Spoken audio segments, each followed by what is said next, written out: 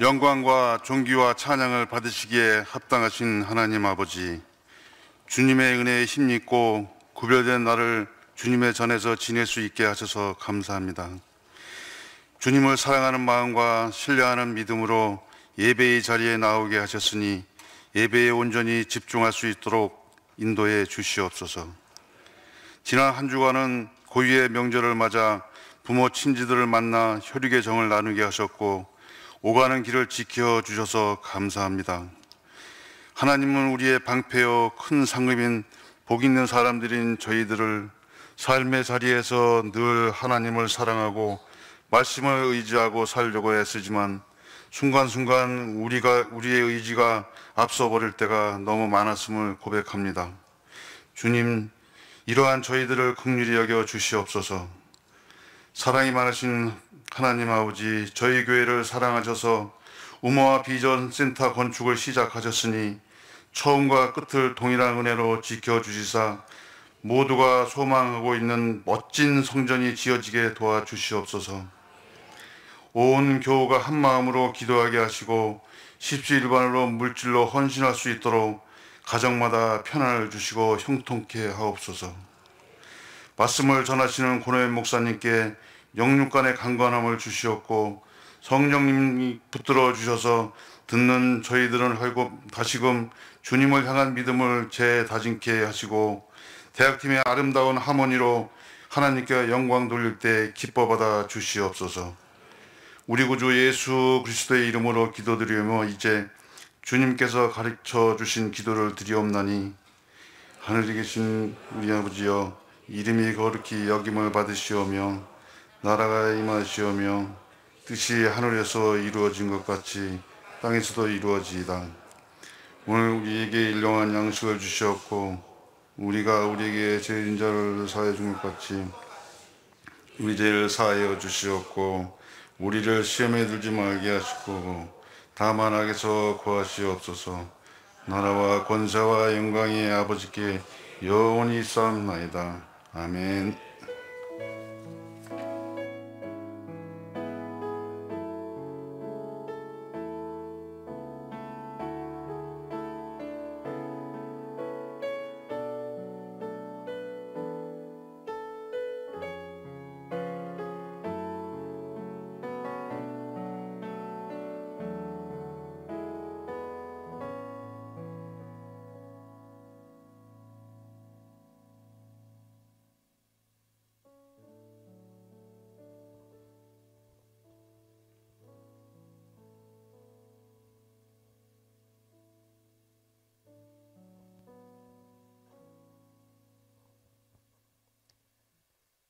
대학팀 하나님께 특송 올려드리도록 하겠습니다.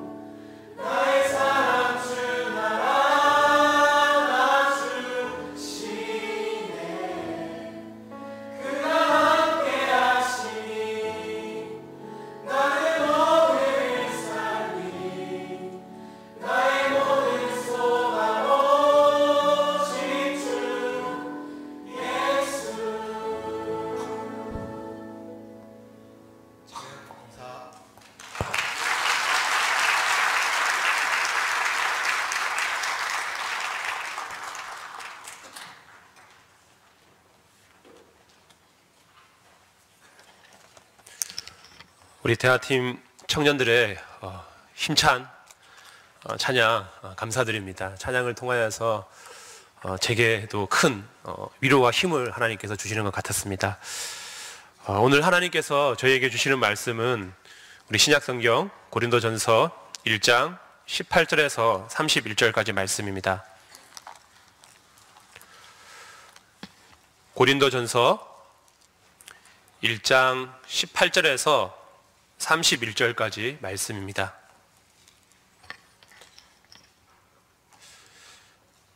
이는 살아계신 하나님의 말씀입니다. 우리 한 목소리로 하나님 말씀 받들어 읽겠습니다. 십자가의 도가 멸망하는 자들에게는 미련한 것이요 구원을 받는 우리에게는 하나님의 능력이라. 기록된 바 내가 지혜 있는 자들의 지혜를 멸하고 총명한 자들의 총명을 폐하리라 하였으니 지혜 있는 자가 어디 있느냐? 선비가 어디 있느냐? 이 세대의 변론가가 어디 있느냐? 하나님께서 이 세상의 지혜를 미련하게 하신 것이 아니냐? 하나님의 지혜에 있어서는 이 세상이 자기 지혜로 하나님을 알지 못하므로 하나님께서 전도에 미련한 것으로 믿는 자들을 구원하시기를 기뻐하셨도다. 유대인은 표적을 구하고 헬라인은 지혜를 찾으나 우리는 십자가에 못 박힌 그리스도를 전하니 유대인에게는 거리끼는 것이요 이방인에게는 미련한 것이로되 오직 부르심을 받은 자들에게는 유대인이나 헬라인이나 그리스도는 하나님의 능력이요 하나님의 지혜니라. 하나님의 어리석음이 사람보다 지혜롭고 하나님의 약하심이 사람보다 강하니라. 형제들아 너희를 부르심을 보라. 육체를 따라 지혜로운 자가 많지 아니하며 능한 자가 많지 아니하며 문벌 좋은 자가 많지 아니하도다. 그러나 하나님께서 세상에 미련한 것들을 택하사 지혜 있는 자들을 부끄럽게 하려 하시고 세상에 약한 것들을 택하사 강한 것들을 부끄럽게 하려 하시며 하나님께서 세상에 천한 것들과 멸시받는 것들과 없는 것들을 택하사 있는 것들을 폐하려 하시나니 이는 아무 육체도 하나님 앞에서 자랑하지 못하게 하려 하심이라. 너희는 하나님으로부터 나서 그리스도 예수 안에 있고 예수는 하나님으로부터 나와서 우리에게 지혜와 의로움과 거룩함과 구원함이 되셨으니 기록된 바 자랑하는 자는 주 안에서 자랑하라 함과 같게 하려 함이라. 아멘. 하나님이 인간의 몸을 입고 자신의 피조물처럼 된 성육신 사건만으로도 믿지 않는 자들에게는 충분히 핫 이슈가 될 만하고 심지어 우스갯소리로 취급받아도 전혀 이상하지가 않습니다. 신을 부정한 자들을 심판하여 자신의 권세와 존재감을 과시하지 않고 피조물들에 의해 허망하게 죽는다면 세상에 누가 그 신을 찬양하고 추앙하겠습니까? 그런데 그 신의 죽음이 그것도 당대에는 가장 수치스러운 죽음이고 무기력한 죽음이던 십자가 사건이 그 신의 사랑과 지혜, 권능을 나타내는 일이었다고 믿는 사람들이 있다면 여러분은 어떻게 생각하시겠습니까? 고린도 교회 역시 그런 주장에 의해 공격을 받고 있었고 흔들리거나 타협하는 이들이 생겨났습니다.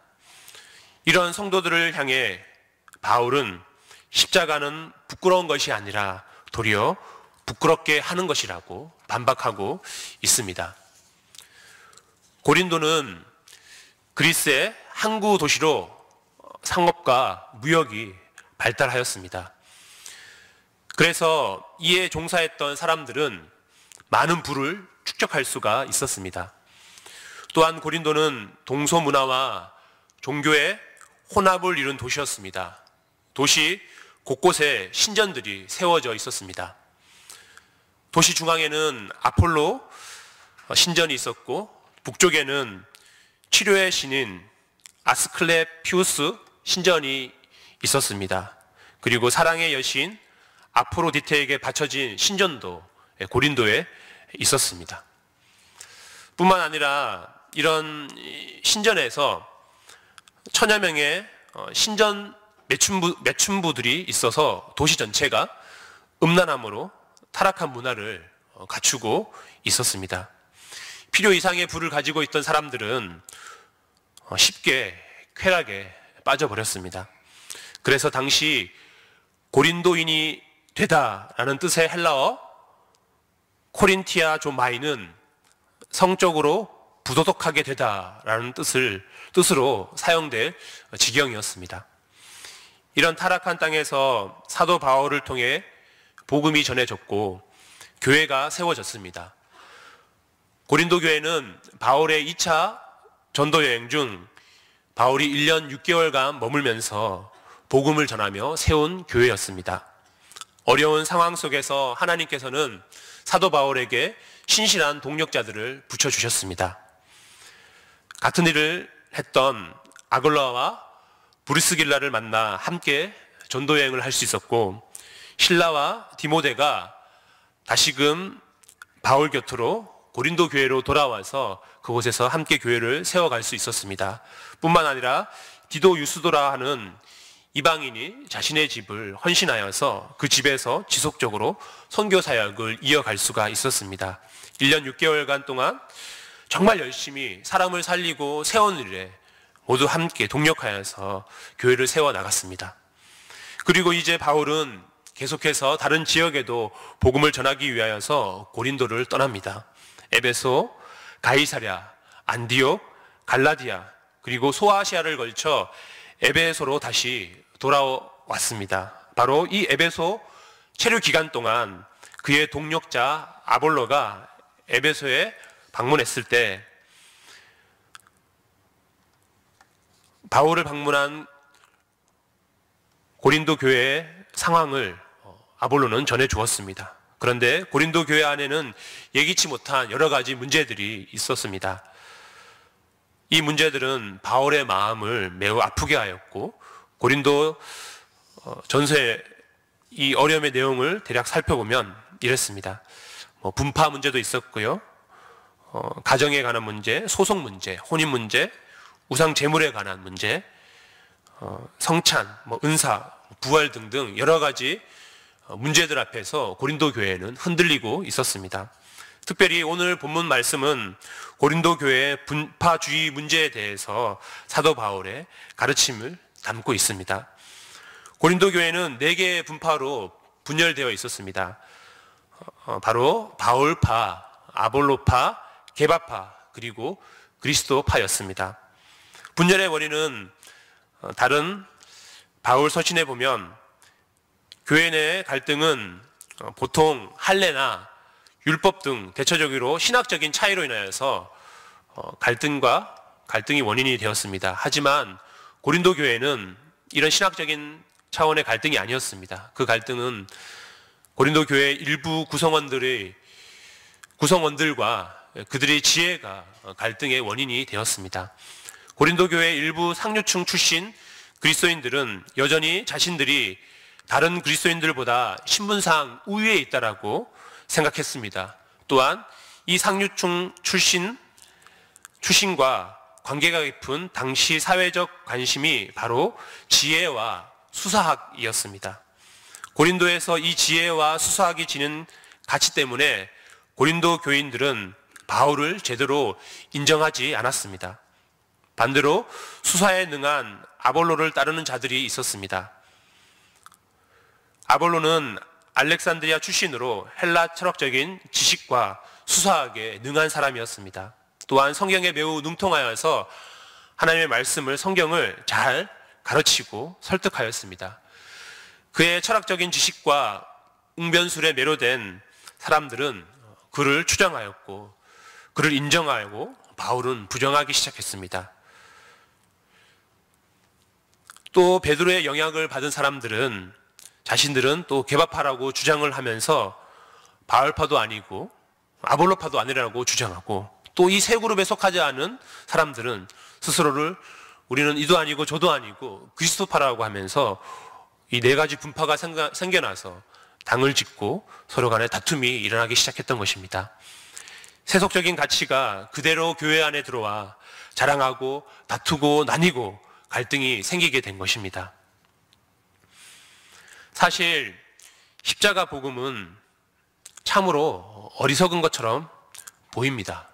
그런데 이러한 갈등을 해결하는 것은 사도 바울은 십자가의 도, 십자가의 복음이라고 그렇게 이야기하고 있습니다. 예수 그리스도의 십자가는 예수님의 죽음을 상징합니다. 그래서 죽음은 실패로 간주될 수 있습니다. 그래서 오늘 본문 첫 절 18절에서 사도 바울은 십자가의 도가 멸망하는 자에게는 미련한 것이요 구원을 받는 우리에게는 하나님의 능력이라고 이야기하고 있습니다. 바울은 십자가의 복음을 단순하고 명료하게 가르치고 선포하였습니다. 하지만 고린도 교회 성도들 중에는 십자가의 복음에 숨겨진 어떤 신기한 영적인 의미가 더 있는 것처럼 생각하고 더 새롭고 또 세상적인 지식으로 이것을 파헤치려고 했습니다. 그러나 교묘하게 설명하는 인간의 지혜를 추구하다가 구원의 능력을 잃어버리고 십자가의 복음은 텅 빈 것으로 만들고 말았습니다. 바울은 이제 십자가의 복음이 그것을 대하는 자들에 따라 어떻게 나타나는지 설명합니다. 인간적인 지혜를 추구하는 자들에게는 십자가의 복음은 미련하게 보이지만 구원을 받은 자들에게는 하나님의 능력이 된다라고 설명합니다. 바울은 멸망하는 자들 또 이에 반하여 구원받는 자들을 대조하여서 인간의 지혜를 추구하는 자들과 하나님의 지혜를 추구하는 자들의 모습을 보여주고 있습니다. 인간적인 지혜를 추구하는 자들은 멸망하는 자들이며 그들은 십자가의 복음을 미련하는 것으로 간주합니다. 바울은 인간의 지혜를 추구하는 것이 왜 미련한 것이고 멸망하는 길인지 19절에 보면 이사야 29장 14절의 말씀을 인용하여서 설명하고 있습니다.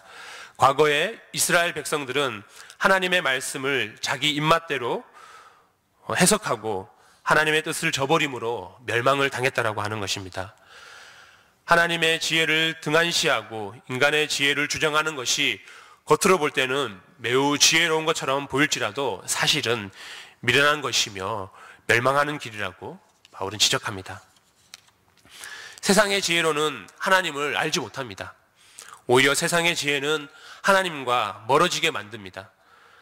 하나님 없이도 스스로 무언가를 이룰 수 있다는 생각을 계속해서 심어주는 것이 세상적인 지혜고 세상적인 학문인 것입니다. 하나님을 의지하는 것은 나약한 것이라고 착각에 빠지게 합니다. 그래서 하나님께서는 전도에 미련한 것을 통하여서 주를 알지 못하는 자들에게 믿음을 주시고 믿는 자들을 구원하시기를 기뻐하셨습니다. 우리 교회의 핵심 전도 전략 중 하나가 거점 전도입니다. 8개 거점에서 전도 대원들이 나가면 있고 안 나가면 없다, 말하면 있고 말 안 하면 없다라고 하는 특공대의 마음으로 차를 준비하고 나누고 또 휴지와 쌀과자를 나누면서 예수님을 전합니다. 그런데 이 거점 전도를 하면서 늘 마음에 고민이 생기는 것이 있는데 이렇게 해서 전도가 될까라고 하는 의구심이 제 안에 있었습니다. 예수의 이름이 이런 방식으로 전해질까라고 하는 의문이 있습니다. 그리고 거리로 나가 전도를 하면 마음이 상하는 일도 얼마나 많은지 모릅니다. 준비한 것을 전하고 차의 자리로 초대하고 예수님을 전하려고 할 때 마치 더러운 것이라도 묻은 것처럼 저를 멀리 피해 돌아가는 사람들이 있고요. 어떤 사람들은 혐오스러운 눈빛으로 보내는 사람들도 있습니다. 그리고 짜증을 내는 사람들도 있고요. 그리고 다가와가지고 한번 논쟁을 벌여보자라고 하면서 교회와 또 주님을 비하하는 사람들도 있습니다. 그러다 보면 마음도 많이 상하고 자존감도 무너지고 또 이런 마음도 듭니다. 당신이 나를 얼마나 안다고 이렇게 대할까? 나는 그렇게 쉽게 볼 사람이 아니야. 뭐 이런 마음이 막 들고, 그런 마음이 들면 거점 전도에 나가는 것이 부담스럽고 힘들기까지 합니다. 그런데 신기한 것은 이 거점에서 지속적으로 나가 전할 때 열매들이 생겨난다라고 하는 것입니다.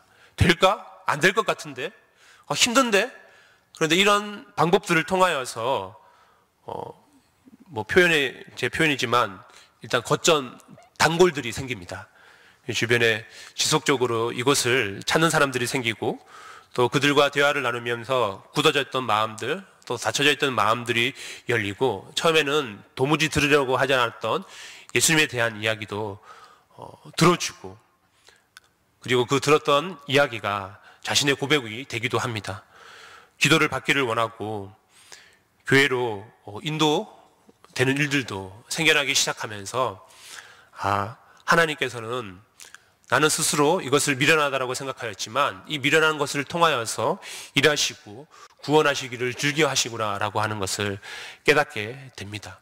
이것을 볼 때 우리가 나가서 전도하는 것, 저희가 얼마나 좋은 언변이 있고 무언가 좋은 것을 가지고 전하는 것이 아니라는 것을 알 때 그저 우리는 전도라고 하는 것을 폼만 잡고 있구나라고 하는 것을 깨닫게 됩니다. 그리고 그 안에서 실제로 일하시는 분은 하나님이시고 성령님께서 사람의 마음을 움직이신다는 사실을 깨달을 수 있게 됩니다.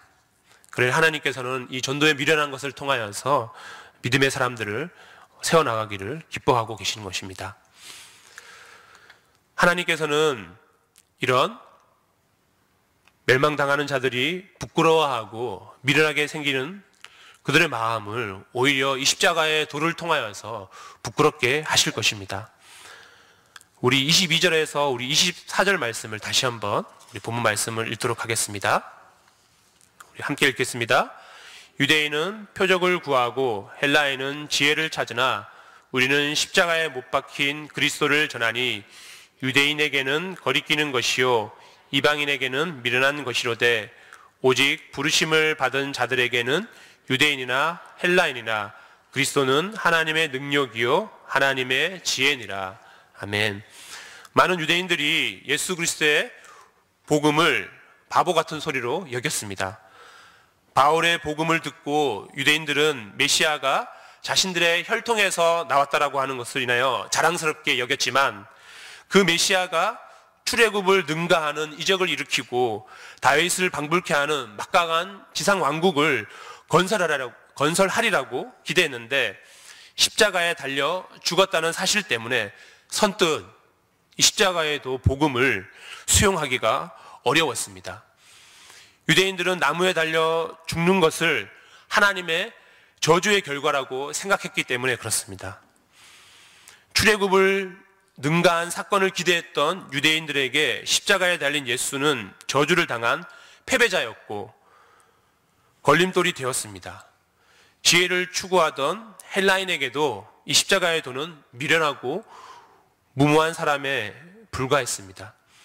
헬라인은 육체의 부활을 믿지 않았습니다.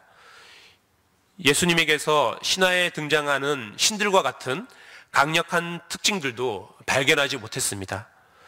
많은 사람들에게 존경받는 사람이 십자가와 같은 그런 끔찍한 죽임을 당할 리가 없다라고 생각했기 때문에 헬라인들도 십자가의 도는 그저 미련한 게 보였을 뿐입니다. 하지만 부르심을 받은 자들은, 곧 복음을 포용하고 믿음을 가진 사람들은 전혀 십자가의 도는 전혀 다른 이야기로 들려옵니다. 자신의 능력과 지혜에 철저히 절망한 자들에게 예수님의 십자가는 초월자 하나님의 구원의 힘이요 지혜가 되었습니다. 유대인들이 그렇게 바라던 표적이 예수의 십자가였고, 헬라인들이 그렇게 추구하고자 했던 세상에서 가장 새롭고 고귀한 지식과 지혜가 바로 예수님의 십자가인 것입니다. 세상에서는 강한 것이 선한 것이라고 여겨집니다. 옳고 그름의 기준을 정하는 것도 강한 자들입니다. 그런 세상에서 예수님의 십자가는 약함의 절정입니다. 약한 자가 온 세상의 구원자는 물론이고 통치자가 될 수 있다는 생각은 아무도 할 수 없습니다. 하지만 그래서 더욱 그리스도의 십자가를 통한 하나님의 구원 방법은 세상의 힘과 지혜와 총명을 패하고 미련하게 하신 하나님의 능력이요 지혜가 됩니다. 우리 25절에서 27절 말씀을 다시 한번 읽겠습니다. 하나님의 어리석음이 사람보다 지혜롭고 하나님의 약하심이 사람보다 강하니라. 형제들아 너희를 부르심을 보라. 육체를 따라 지혜로운 자가 많지 아니하며 능한 자가 많지 아니하며 문벌 좋은 자가 많지 아니하도다. 그러나 하나님께서 세상에 미련한 것들을 택하사 지혜 있는 자들을 부끄럽게 하려 하시고 세상에 약한 것들을 택하사 강한 것들을 부끄럽게 하려 하시며. 아멘. 힘으로 얻을 수 있는 것이 많이 있겠지만 사랑과 헌신, 자발적인 경배는 이끌어낼 수 없습니다. 진실한 교제와 신뢰의 관계는 만들어낼 수 없는 것입니다. 세상에서 짓밟히고 피 흘린 그리스도 십자가의 그 약함이, 그 사랑과 순종의 힘이 죄를 이기는 사랑의 혁명을 만들어낼 수 있는 가장 강력하고 지혜로운 하나님의 방법입니다. 구원의 방법이 하나님의 아들이 죽는 십자가이기 때문에 세상의 그 누구도 구원을 위해서 의미 있는 기여를 했다고 말할 수 없습니다. 스스로 자기의 인생을 구원할 수 있고 자기의 잘못을 만회할 수 있다라고 생각하는 자들을 미련하게 만드시는 하나님의 사랑법이 바로 십자가입니다. 없는 것이나 마찬가지로 취급받던 이들을 존귀한 자로 다시금 새롭게 세우는 것이 십자가이고, 자기 힘으로 존재했고 또 영원히 존재할 수 있다고 생각하는 이들을 마치 아무것도 아닌 것처럼 낮추시는 것도 바로 십자가입니다. 그러니 구원을 자랑스럽게 여길 수 있어도 아무도 자기의 행위나 자기의 의로움은 자랑할 수가 없는 것입니다. 생각해 보시기 바랍니다. 믿음도 마찬가지입니다. 우리가 복음을 듣고 예수 그리스도를 믿어 구원을 받습니다. 이 말은 마치 우리가 믿는다라고 하는 의로운 행위로 구원을 성취한 것처럼, 성취해낸 것처럼 느껴질 수도 있습니다. 그런데 깊이 생각해 보면 믿는다라고 하는 것은 우리는 죄로 인하여서 전적으로 타락하여 죽은 자들이기 때문에 우리 스스로 믿음을 쟁취할 수가 없는 것입니다. 마치 이렇게 말할 수 있습니다. 죽은 자에게, 이미 죽어버린 자에게 일어나서 5발자국을 걸으면 쉽잖아. 5발자국만 걸으면 내가 다시 살려줄게 라고 말하는 것과 같다라고 하는 것입니다. 죽은 자는 일어날 수가 없고 5발자국도, 우리가 쉽게 걷는 5발자국도 걸을 수가 없다라고 하는 것입니다. 그러니 5발자국을 걷기 위해서는 먼저 살아나야 하는 것입니다. 믿음도 마찬가지입니다. 여러분들, 우리에게는 우리 스스로 믿음을 가질 만한 선한 것이 아무것도 없습니다. 이미 하나님께서 계획하시고 우리를 살리시고 우리에게 믿음을 주셨기 때문에 우리가 예수 그리스도의 복음을 믿게 된 것입니다. 그래서 믿음은 선물입니다. 이 믿음조차 하나님께서 주시는 것입니다. 우리가 노력으로 쟁취하는 것이 아닙니다. 에베소서 2장 8절에서 9절에 보면 이렇게 기록되어 있습니다. 너희는 그 은혜에 의하여 믿음으로 말미암아 구원을 받았으니 이것은 너희에게서 난 것이 아니요 하나님의 선물이라. 행위에서 난 것이 아니니 이는 누구든지 자랑하지 못하게 함이라. 구원에 있어서 우리가 자랑할 것은 우리 주님밖에 없음을 우리는 깨달아야 합니다. 다시 한번 우리는 이것을 생각해야 합니다. 우리는 예수 그리스도를 믿음을 통하여서, 아니 예수님을 믿는 믿음을 선물로 받음을 통하여서 우리는 구원받는 자가 되었고, 구원받는 자에게는 십자가는 하나님의 능력이고 하나님의 지혜인 것입니다. 우리는 멸망당하는 자가 아닙니다. 우리는 구원받는 자입니다. 그래서 우리는 구원받는 자처럼 살아야 합니다. 하지만 고린도 교회 성도들은 이미 구원받은 자가 되었지만 멸망당하는 자처럼 행동하고 말하고 살았습니다. 팔을 나누고 서로를 판단하고 자기가 가진 기준으로 상대방을 낮추고 헐뜯고 다투었습니다. 우리 역시 이런 모습들이 우리 안에 있지는 않습니까? 우리는 구원받은 자이기 때문에 십자가의 도로 스스로를 낮추고 하나님만 자랑하며 하나님을 높이면서 전도에 미련한 복음을 전하면서 살아가야 하지만 이런 것에는 관심이 없이 세상 풍조에 따라 가지고 우리 역시 스스로를 판단하고 상대방을 함부로 말하며 편을 나누어서 주님 마음을 아프게 하고 있지는 않습니까? 우리는 십자가의 도로 나아가야 합니다. 그리고 이 십자가의 도에 따라서 주의 복음을 다른 사람에게도 전할 줄 알아야 하는 것입니다. 요즘 세상은 믿음을 지키면서 살아가는 것이 참 어려워졌습니다. 세상 풍조는 나날이 변하여 우리를 흔들고 있습니다. 다수의 비그리스도인들이 우리를 어리석다라고 이야기합니다.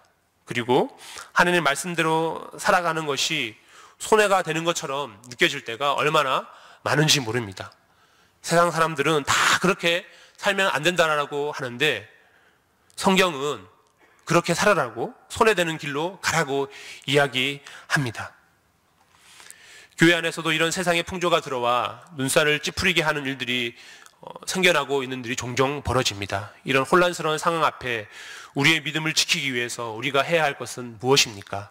바로 십자가의 도, 복음에 우리의 마음을 두는 것입니다.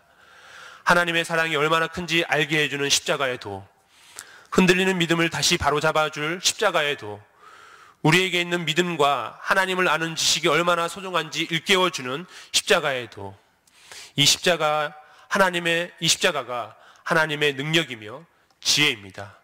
이번 한 주 십자가를 더욱더 가까이 하며 우리 모두 함께 십자가를 통하여서 순금같이 재련되어지시기를 주님의 이름으로 축복합니다. 기도하겠습니다. 하나님 아버지, 저희의 믿음이 흔들릴 때 십자가를 바라보고 기억하게 하여 주옵소서. 세상의 풍조가 들어와 우리의 마음을 혼란스럽게 할 때 십자가로 새롭게 하여 주옵소서.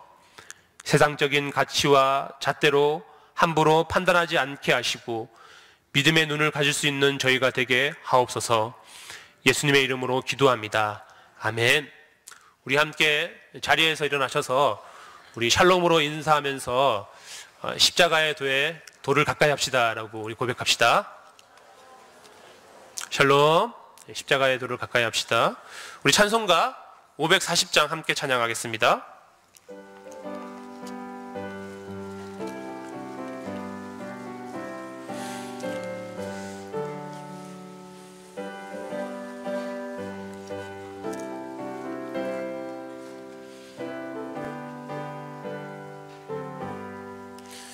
주의 음성을 내가 들으니 사랑한단 말일세. 믿는 마음으로 주께 가오니 나를 영접하소서. 내가 매일 십자가 앞에 더 가까이 가오니 구세주의 흘린 보배 피로써 나를 정케 하소서. 주여 넓으신 은혜 베푸사 나를 받아주시고 나의 품은 뜻 주의 뜻같이 되게 하여 주소서. 내가 매일 십자가 앞에 더 가까이 가오니 구세주의 흘린 보배 피로써 나를 정케 하소서. 주의 보좌로 나갈 때에 어찌하니 기쁠까. 주의 얼굴을 항상 배우니 더욱 친근합니다. 내가 매일 십자가 십자가 앞에 더 가까이 가오니 구세주의 흘린 보배 피로써 나를 정케 하소서. 그의 구주의 날 사랑을 증명할 자 없으며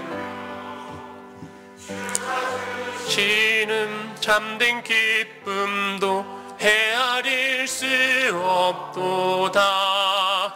내가 매일 십자가 앞에 더 가까이 가오니 구세주의 흘린 보배 피로써 나를 정케 하소서.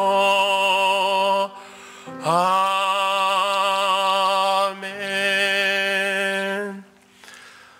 하나님 아버지, 저희에게 거룩한 성의를 허락하여 주시고 주님 전에 나와 거룩한 주일로 예배로 아버지께 영광 돌리게 하시니 감사드립니다. 이 저녁에 이렇게 주님 앞에 나와 예배하며 저희가 마음과 정성을 담아 예물을 올려드렸습니다. 주님 기뻐 받아 주시옵소서. 날마다 더하시는 주님의 은혜를 경험하게 하시고 물질로 인하여 어려움 당하지 않도록 하나님께서 일용할 양식을 더하여 주옵소서. 또한 주님께 드리는 것을 아까워하지 않고 오히려 기뻐하며 즐거워하는 믿음을 저희에게 더하여 주옵소서. 들은 손길들 주님께서 기억하여 주셔서 삶 가운데 하나님의 은총을 풍성하게 더하여 주옵소서. 예수 그리스도의 이름으로 기도드리오며 이제는 우리 구주 예수 그리스도의 은혜와 하나님 아버지의 크신 사랑과 성령 하나님의 교통하심이 여기 모인 모든 무리 가운데 이제부터 영원토록 함께 하시기를 간절히 축원하옵나이다. 아멘.